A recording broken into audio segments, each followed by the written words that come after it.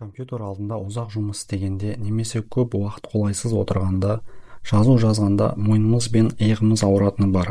Әрине ол бізге жағымсыз әсерді туғызады. Егер мойныңыздың ауырғаны 3 күн ішінде басылмаса, дәрігердің көмегіне жүгініңіз. Себебі ол мойын остеохондрозына ұласып кетуі мүмкін. Ал остеохондроз асқынып кетсе, адам мүгедекке шалдығуы мүмкін. Сол себепті оны уақытылы анықтап, нерв талшықтарының қажалын тоқтату керек. Халық арасында мойын остеохондрозы кезінде миға оттегі жетпей қалуы мүмкін деген түсінік бар. Алайда ол қате пікір, себебі оттегі жетпей қалу мәселесі қан айналым жүйесіне ғана байланысты болады, немесе бұлшықет жиырылуынан да болуы мүмкін. Сол себепті мойныңыз ауырса, бірінші невропатологқа бару керек. Арнайы мамандар остеохондроздың бірнеше деңгейі бар екенін айтады. Мәселен, ол енді басталып келе жатуы мүмкін, немесе қауіпті болуы, асқынып кетуі де мүмкін. Сондықтан үй жағдайында оның қай деңгейде екенін анықтай алмайсыз. Мойын омыртқасында 7 омыртқа орналасқан. Ол бас бөлігін көтеріп тұрады. Мойын өзінің құрылымына сәйкес орталық ми мен перифериялық арқа арасындағы аймақтың қызметін атқарады.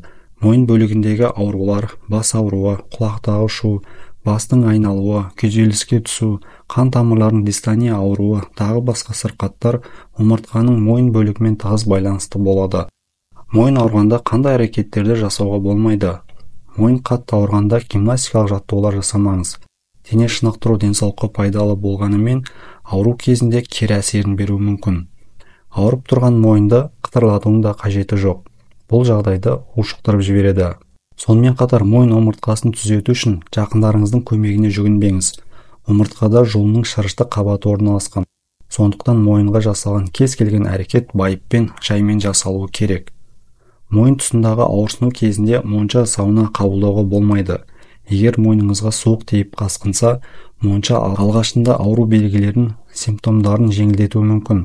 Алайда ауру қайта айналып келсе, оны емдеу ұзақ уақытқа созылады. Дәрігерлер мойын ауру кезінде ішпен емес, дұрысы арқаңызбен немесе ортопедиялық ыңғайлы жастықта қырынан жатуға кеңес береді. Егер алыс сапарға шығатын болсаңыз, өзіңізбен бірге үрлемелі немесе тағы секілді жастық алғаныңыз дұрыс.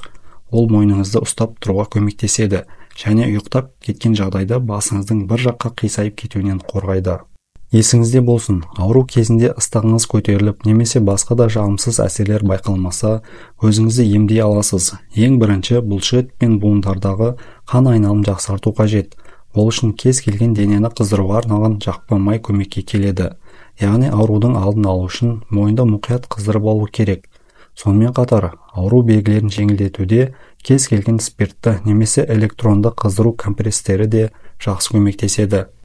Дәрілік құралдарға қарағанда осы емдік жаттығуларды да жасауға болады.